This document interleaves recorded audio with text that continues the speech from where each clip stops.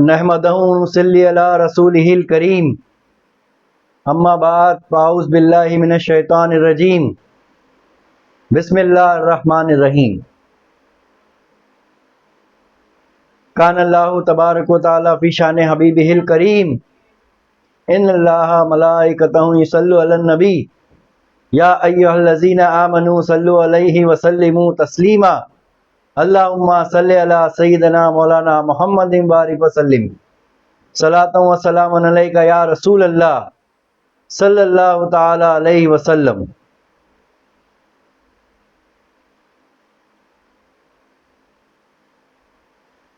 بندہ خود کلمہ ہوا ہے، بندگی کلمے میں ہے، کن تو کنزن کا یہ سارا بھید بھی کلمے میں ہے۔ سبحان اللہ۔ آج کے بیان کا جو موضوع ہے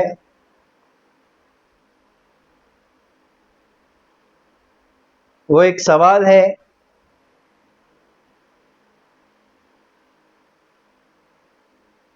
جو خود ایک سوال ہے اپنے آپ میں۔ وہ یہ ہے، کیا ہر سوال کا جواب ہوتا ہے؟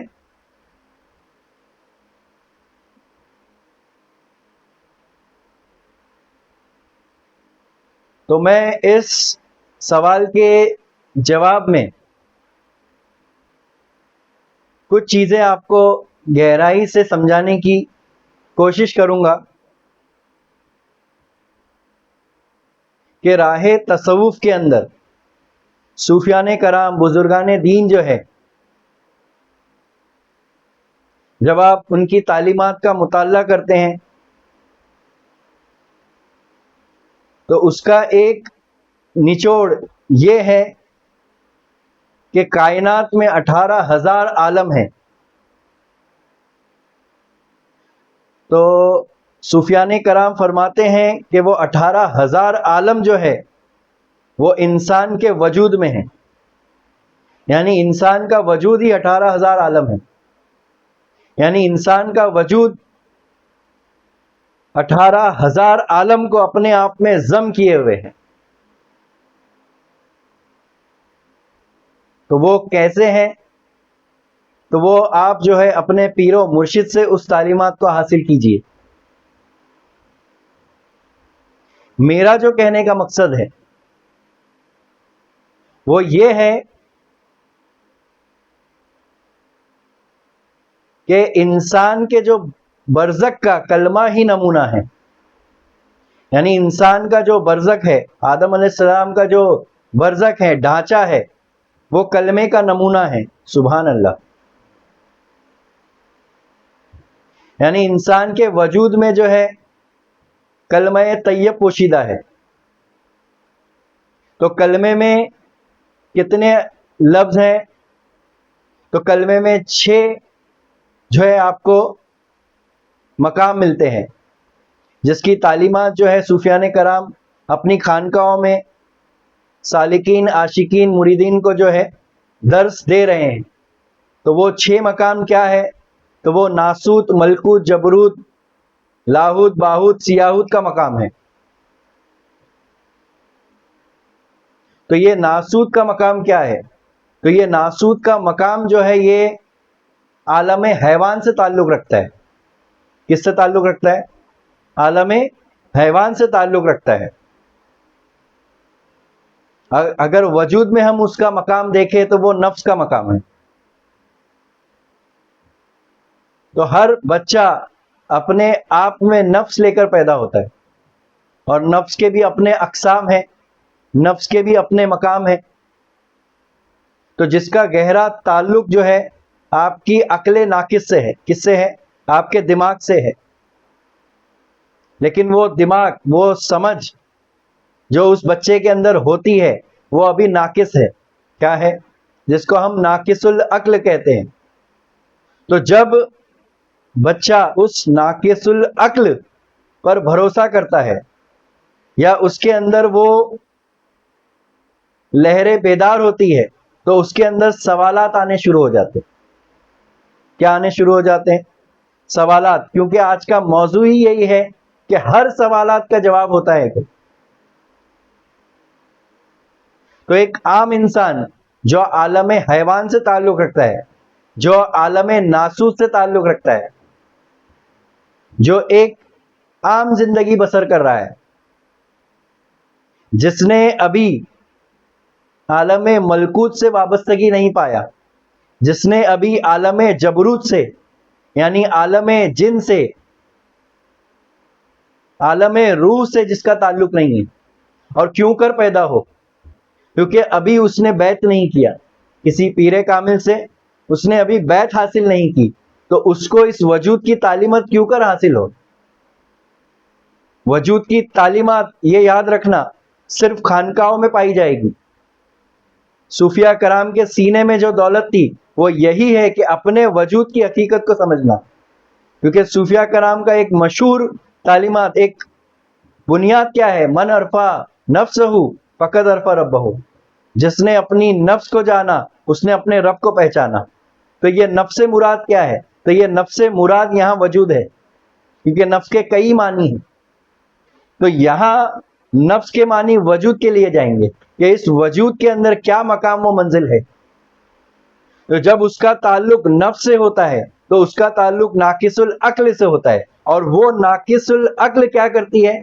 کئی ایسے سوالات کو بیدار کرتی ہے جس کا جواب اس کو دنیاوی اعتبار سے تو مل جاتا ہے اور وہ مطمئن ہو جاتا ہے، لیکن جب اس کا تعلق ناسوت سے ہٹ کر ملکوت کی طرف جاتا ہے، جب اس کا خیال، اس کی سمجھ ناسوت سے ہٹ کر، جب اس کا قلب ناسوت میں گھیرا ہوا تھا، تو کیا تھا؟ تو اس کی عقل پریشان تھی۔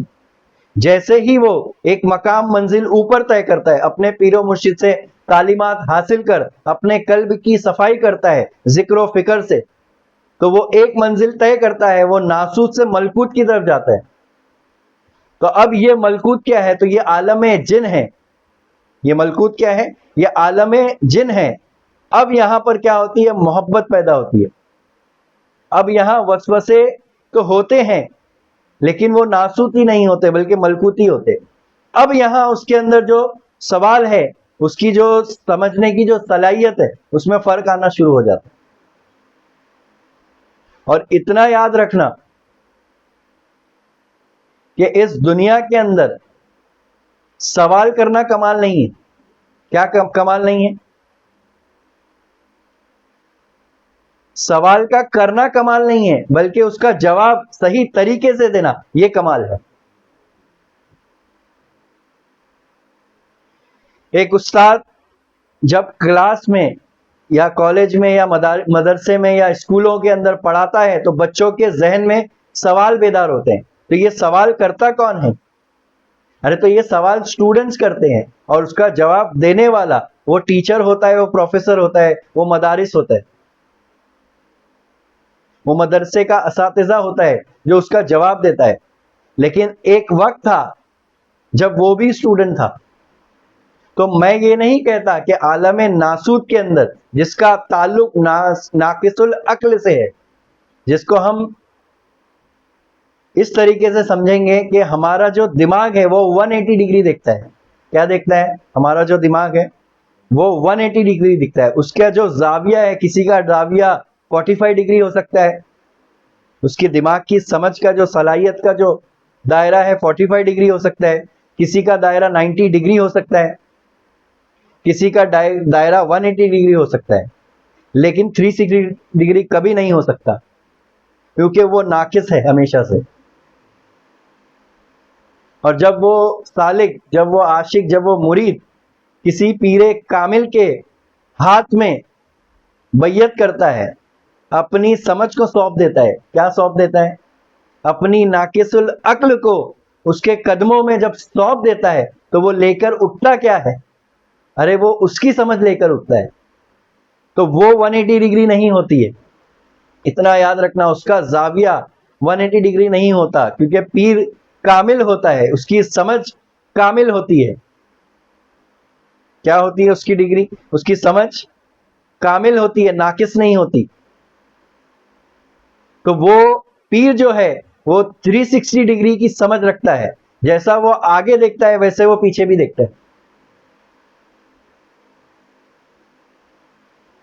تو ایک بات کو سمجھنے کی کوشش کیجئے کہ کچھ چیزیں سوال کی صورت میں ہی زندہ رہتی ہے، کچھ چیزیں سوال کی صورت میں ہی زندہ رہتی ہے، اگر اس کا جواب دے دیا جائے تو وہ مر جاتی ہیں، اگر اس کا جواب دے دیا جائے تو وہ مر جائے گی۔ مثال کے طور پر ایک گلاب کا پھول، جب تک وہ گلاب کا پھول اس باغ کے اندر کھلا ہوا ہے تو وہ ایک راز بن کر موجود ہے، اس کی خوشبو جو ہے مہک رہی ہے، چہک رہی ہے، لوگ جو ہے اس سے لطف اندوز ہو رہے ہیں، لیکن جیسے ہی ایک سائنسداں، ایک عقل مند انسان، یہاں پر عقل مند وہ صاحب سمجھ نہیں، یہاں پر عقل مند وہ ناقص العقل والا ہے جس کا تعلق عالم ناسوت سے ہے، جب وہ سائنسداں کیا کرتا ہے، اس کے اوپر ریسرچ کرتا ہے کہ اس کے اندر یہ خوشبو کہاں سے پیدا ہو رہی ہے، تو وہ کیا کرتا ہے، پہلے اس پھول کو توڑتا ہے، جیسے ہی وہ اس پھول کو توڑتا ہے بس وہاں وہ مردہ ہو جاتی ہے۔ کیا ہو جاتی ہے؟ وہاں وہ مردہ ہو گئی۔ کیا ہو گیا؟ وہ پھول مر گیا، وہ پھول۔ اب وہ مردے پھول کو جب اس کی جان نکل گئی، اب وہ کیا کرتا ہے، اس پھول کو لاتا ہے اور اس کو لیبورٹری میں ٹیسٹ کرنے لگتا ہے، اس کو کیمیکل میں ڈالے گا، اس کو کئی طریقوں سے چیک کرے گا کہ یہ خوشبو پیدا کہاں سے ہو رہی ہے۔ تو اتنا یاد رکھنا کہ وہ پھول وہ اس باغ میں کھلا ہوا تھا، تو وہ ایک راز بن کر موجود تھا۔ کیا تھا وہ اللہ کا راز بن کر موجود تھا کہ وہ خوشبو کہاں سے بیدار ہو رہی ہے۔ تو اسی لیے میں کہتا ہوں کہ کچھ چیزیں جو ہیں وہ سوالات کی صورت میں ہی زندہ رہتی ہے، اگر اس کا جواب دے دیا جائے تو وہ مر جائے گی۔ چاند کیا ہے؟ خوبصورت ہے۔ چاند کی چاندنی کیا ہے؟ خوبصورت ہے۔ یہ ایک راز ہے اللہ کا۔ کیا ہے؟ یہ اللہ کا راز ہے۔ لیکن جیسے ہی نیل آرمسٹرانگ چاند پر گیا تو اس نے بتایا کہ چاند کے اوپر آکسیجن نہیں ہے، اس نے بتایا کہ چاند کا گہرائی کتنی ہے، اس نے بتایا کہ چاند پر پانی نہیں ہے، تو جیسے ہی یہ بتایا اس کی خوبصورتی مر گئی۔ جیسے ہی اس نے اس کو جاننے کی کوشش کیا وہ خوبصورتی کیا ہو گئی؟ مر گئی۔ تو میرے سمجھانے کا مقصد کو سمجھو، تھوڑا گہرائی سے اس کو سمجھنا ہوگا کہ ہم اس ناقص العقل سے اس کو نہیں سمجھ سکتے۔ ہمیں تو اپنے منزل و مقام کو سفر طے کرنا ہوگا، ناسوت سے ملکوت کی طرف، ملکوت سے جبروت کی طرف، جبروت سے لاہوت کی طرف، لاہوت سے باہوت کی طرف، اور باہوت سے سیاہوت کی طرف، عالم حیوان سے عالم جن کی طرف، عالم جن سے عالم ملکوت کی طرف، عالم ملکوت سے عالم روح کی طرف ہمیں سفر طے کرنا ہوگا۔ تو اگر یہ سفر طے کرنا ہے تو بیعت کرنا ہوگا، اس کلمے کے راز کو پانا ہوگا کسی پیر کامل سے۔ تو میں نے کیا کہا کہ جیسے ہی وہ نیل آرمسٹرانگ اپنے ناقص العقل سے اس کو سمجھنے گیا، اس کی روح جو ہے مر گئی، اس کی خوبصورتی فنا ہو گئی، اس کی خوبصورتی مٹ گئی۔ تو اسی لیے میں کیا کہتا ہوں کہ کچھ سوال ایسے ہوتے ہیں جو پیدا ہی سوال ہوتے ہیں، کچھ چیزیں ایسی ہیں، کچھ سوال ایسے ہیں جو پیدا سوال ہی ہوتے ہیں، اور انہیں سوال کی حیثیت سے مر جانا ہوتا ہے۔ انہیں کیا ہوتا ہے؟ سوال کی حیثیت سے مر جانا ہوتا ہے۔ یعنی کیا؟ یعنی راز۔ تو وہ راز کیا ہے؟ تو وہ اللہ کا راز ہے۔ کیا ہے وہ اللہ کا راز ہے۔ تو جو بھی اللہ کے راز کو جاننے نکلا وہ فنا ہو گیا۔ کیا ہو گیا؟ اور اس کی فنا میں اس کی بقا موجود ہے۔ جو بھی اس کے راز کو پانے نکلا وہ خود فنا ہو گیا۔ یہ یاد رکھنا، وہ خود کیا ہو گیا؟ فنا ہو گیا، اور یہ فنا میں ہی اس کی بقا ہے۔ جب بیج اپنے آپ کو فنا کرتا ہے، جب بیج اپنے آپ کو فنا کرتا ہے تو اسی میں سے پھل نکلتے، اسی میں سے پھول نکلے، تو وہ بیج کا فنا ہونا اس کی بقا ہے۔ تو ہمیں فنا میں بقا کو سمجھنا ہوگا، لیکن ناقص العقل سے نہیں، بلکہ صاحب سمجھ سے سمجھ لینا ہوگا، بلکہ صاحب سمجھ سے سمجھ لینا ہوگا۔ اسی لیے میں کیا کہتا ہوں کہ کچھ سوال جو ہے سوال ہی رہے تو بہتر ہے، کچھ سوال جو ہے سوال ہی رہے تو بہتر ہے۔ اگر اس کا جواب دے دیا جائے، اس کا اگر جواب دے دیا جائے تو انسان کے اندر جو بیداری لہر پیدا ہو رہی ہے، جو جستجو پیدا ہو رہی ہے، جو کشمکش اس کو جستجو کی طرف لے جا رہی ہے، وہ ختم ہو جائے گی۔ کیا ہو جائے گی؟ ختم ہو جائے گی۔ یہ یاد رکھنا پھر وہ کبھی اس راز سے واقف نہیں ہو سکتا، کبھی اس راز سے واقف نہیں ہو سکتا. اور کیا ہوگا پتہ ہے؟ وہ لکیری کی فقیری میں پڑ جائے گا. کیا ہوگا؟ وہ لکیری کی فقیری میں پڑ جائے گا ہمیشہ، اور وہ نقل کی طرف چلے گا. کدھر چلے گا؟ ارے نقل کرنا غلط نہیں ہے، لیکن نقل میں پڑے ہی رہنا ہمیشہ یہ غلط ہے. نقل سے اصل کی طرف چلنا. کیا چلنا؟ نقل سے اصل کی طرف چلنا، عالم ناسوت سے ملکوت کی طرف چلنا، عالم ملکوت سے جبروت کی طرف چلنا. تو یہ نقل سے نقل سے اصل کی طرف چلنا. ہمارا مقصد، بولنے کا مقصد وہی ہے کہ نقل سے اصل کی طرف چلو، نقل میں ہی مت پڑے رہو، یعنی لکیری کی فقیری میں مت پڑو. آج مولا علی کو باب العلم کیوں کہا گیا؟ کیونکہ انہوں نے لکیری کی فقیری کو چھوڑ دیا، انہوں نے اپنے عرفان کو حاصل کیا، اپنے وجود کی تعلیمات کو حاصل کیا. تو میرا آج جو بیان کرنے کا موضوع یہی ہے کہ ہر سوال کا تو جواب ہو سکتا ہے، لیکن اگر ہر سوال کا جواب بھی دے دیا جائے تو آپ حقیقت سے وابستہ نہیں ہو سکتے، آپ اسی دائرے میں گھومتے رہ جاؤ گے.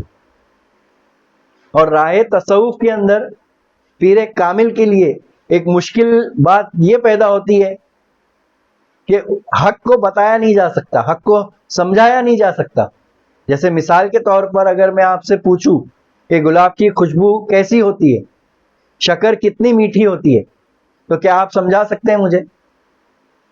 اگر میں آپ سے پوچھوں کہ تاج محل کتنا خوبصورت ہے، تو کیا آپ اس کی خوبصورتی کو بیان کر سکتے ہیں؟ جو لطف آپ نے اس آنکھوں سے نظارہ کر کے لیا، کیا وہ لطف میرے اندر آپ داخل کر سکتے ہیں؟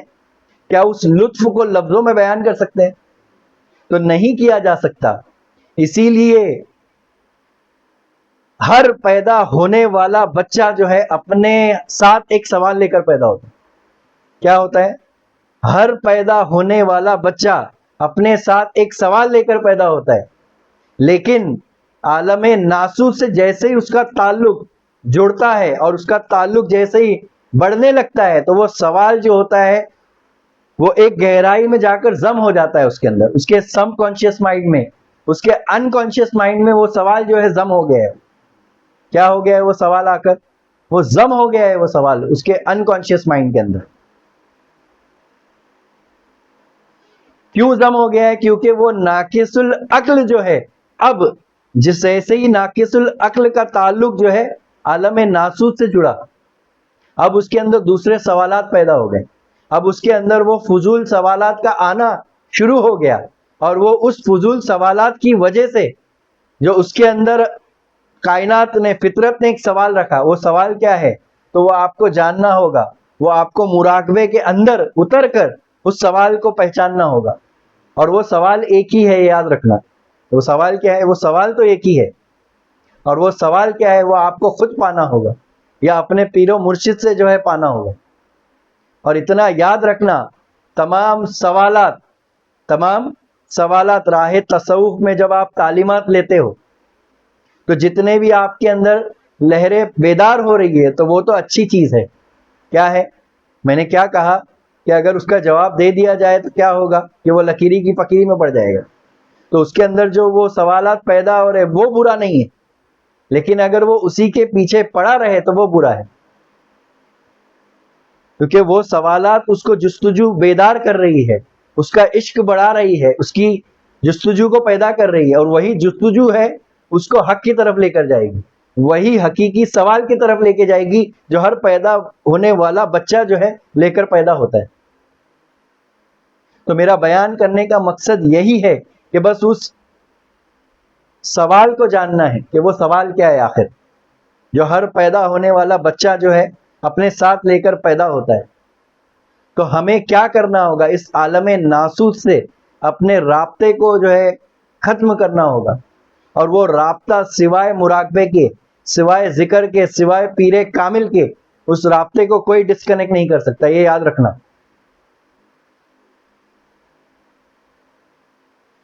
تو مولا جو ہے ہم تمام کو ہے جو ہے سمجھ عطا فرمائے، اپنے پیر کامل کا جو ہے سمجھ عطا فرمائے. وما علینا و الا البلاغ.